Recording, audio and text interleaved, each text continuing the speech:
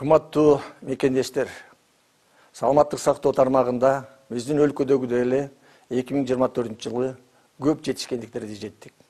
Эгер биздин бюджет 20 жылы 22 миллиард сом болсо, 24 жылы 43 миллиардка жетти, 25 жылы 46 миллиардка жетет.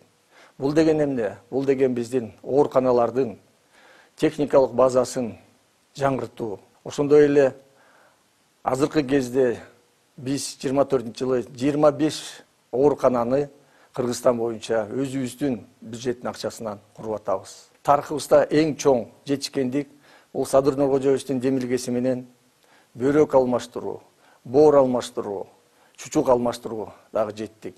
Кохлеарный имплантацияны өзүбүздүн клиникада кыла баштадык. Ошондой эле жакын арада мен ойлойм жүрөк алмаштырууга дагы жетебиз. Садыр Нуркожоевичтин демилгеси менен Кыргыз фармация түзүлгөн. Азыркы кезде Кыргыз фармация 290 биздин больницаларга дары-дармектерди арзан баада жеткирип берип атат. Бул деген мурун тендер аркылуу алган дары-дармектердин баасы 400-500 эсе арзан болуп атат.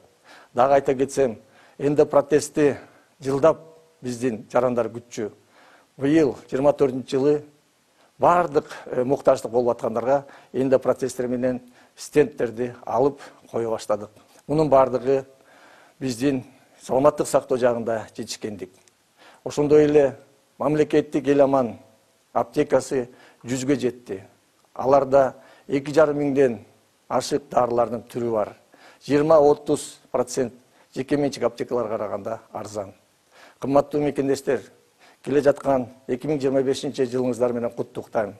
Ден соолукта болуңуздар. Ишиңиздерде ийгилик болсун, үй бүлөдө бакубатчылык болсун. Жаңы жылыңыздар менен.